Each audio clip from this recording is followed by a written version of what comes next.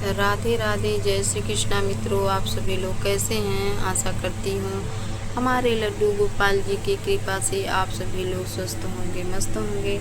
और आप सभी लोगों को श्री कृष्ण जन्माष्टमी की ढेरों सारी शुभकामनाएं। दोस्तों, 2025 में श्री कृष्ण जन्माष्टमी का जो पर्व है बड़े ही हमें उत्साह से धूमधाम से मनाना चाहिए।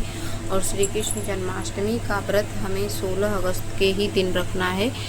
16 अगस्त 2025 को ही व्रत रखा जाएगा। श्री कृष्ण जन्माष्टमी का महापर्व मनाया जाएगा श्री धाम वृंदावन में भी, और सब जगह ये व्रत श्री कृष्ण जन्माष्टमी का 16 अगस्त को ही है।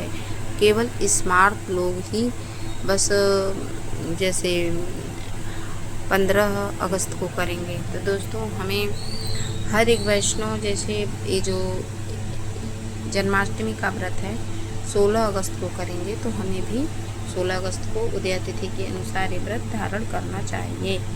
और आज के दिन दोस्तों, जैसे श्री कृष्ण भगवान जी का जन्म कराना होता है, तो हमें यही चाहिए कि अगर आपने लड्डू गोपाल जी की सेवा ले रखे हैं तो वो लोग विशेष ध्यान से सुन लें ये बात कि जैसे मान लीजिए कि आप लड्डू गोपाल जी की सेवा ले रखे हैं, तो लड्डू गोपाल जी को सुबह उठ के, यानी सूर्य भगवान उदय न हुए हों उसके पहले आप सुबह उठ के रोज़ की तरह दैनिक दिनचर्या से निवृत्त हो जाएं। इसके उपरांत आप स्नान कर लें। हर हर भागीरथी गंगे काशी विश्वनाथ शंभु, हर हर भागीरथी गंगे काशी विश्वनाथ शंभु, ऐसे गंगा जी के मंत्रों का उच्चारण करते हुए, गंगा जी का ध्यान करते हुए अगर आप स्नान करेंगे तो गंगा स्नान ही माना जाएगा। आप बिल्कुल ही पुण्यात्मा हो जाते हैं दोस्तों अगर गंगा जी में स्नान कर लेते हैं, और आपका स्नान गंगा स्नान ही माना जाता है। तो दोस्तों, हमें यही चाहिए कि आज के दिन हम जैसे अपने लड्डू गोपाल जी को पंचामृत से जरूर स्नान कराएं। किसी कारणवश दोस्तों अगर आप पंचामृत से स्नान नहीं करवा पाते तो कोई बात नहीं, कम से कम इन्हें कच्चा दूध से, गाय के कच्चा दूध से, देसी गाय के कच्चा दूध से स्नान हमें जरूर करा लेने चाहिए। और श्री कृष्ण जन्माष्टमी के दिन लड्डू गोपाल जी को जब आप स्नान करा लेते हैं तो शुद्ध जल से भी स्नान जरूर कराएं, बिल्कुल न भूलें। चरणामृत जरूर ग्रहण करना चाहिए हमें। और इसके उपरांत दोस्तों फिर गोपाल जी के शरीर को अच्छे से पोंछ लें किसी कॉटन की तौलिया से। फिर इसके बाद भगवान जी के पूरे शरीर में इत्र की मालिश करें, चरण सेवा, हाथ सेवा जरूर करें। फिर इसके बाद भगवान जी को सुंदर सा प्यारा सा ड्रेस धारण कराएं।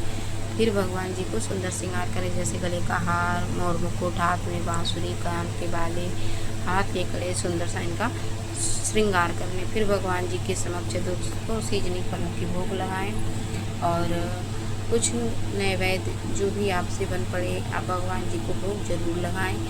और ये जल जरूर भोग में लगाएं। और कलश की स्थापना दोस्तों हमें ज़रूर कर लेनी चाहिए। कलश की स्थापना में हमें गंगा जल, सुपारी, एक का सिक्का, पुष्प, अक्षत हमने डाल रखे हैं, लवंग, इलायची। इसके उपरांत दोस्तों आप कलश के गले में मौली धागा बांधना बिल्कुल न भूलें। बहुत से लोग ये कहते हैं कि जैसे संशय में पड़ जाते हैं कि हम कलश की स्थापना पीतल के लोटे में करें या तांबा के लोटे में करें या हम मिट्टी का कलश लें। तो दोस्तों आप तीनों में से कोई भी पात्र ले सकते हैं, लेकिन दोस्तों भूल कर भी स्टील का पात्र न लें, क्योंकि बहुत से लोग स्टील के भी पात्र में कलश की स्थापना कर देते हैं, जो कि स्टील का पात्र शुद्ध नहीं माना गया है। इसीलिए मैं बोल रही हूँ कि केवल आप पीतल, तांबा, मिट्टी का ही कलश में स्थापना करें कलश की।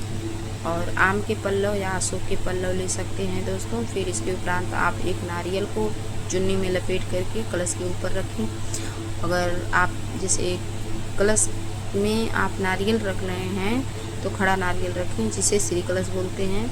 और आप दीप कलश भी रख सकते हैं। दीप कलश में जैसे कलश तो ऐसे ही रहेगा, बस दीप कलश में चावल का भरा हुआ कटोरा रहता है और उसमें एक दीपक आप प्रज्वलित करके भगवान जी के समक्ष आप रख देते हैं, जैसे कलश के ऊपर एक दीपक प्रज्वलित करके। तो ऐसे हमें कलश की स्थापना कर लेनी है दोस्तों।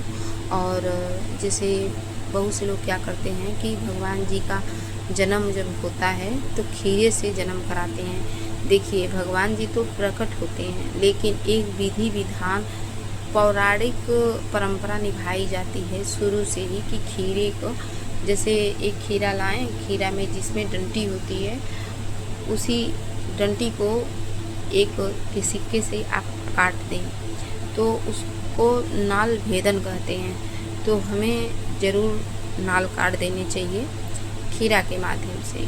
तो श्री कृष्ण भगवान का जन्म जो लोग जैसे जन्माष्टमी मनाते हैं और जैसे अपने लड्डू गोपाल जी का डोला रखते हैं, तो उन्हें ये कार्य जरूर करना चाहिए। ये बहुत ही शुभ माना गया है।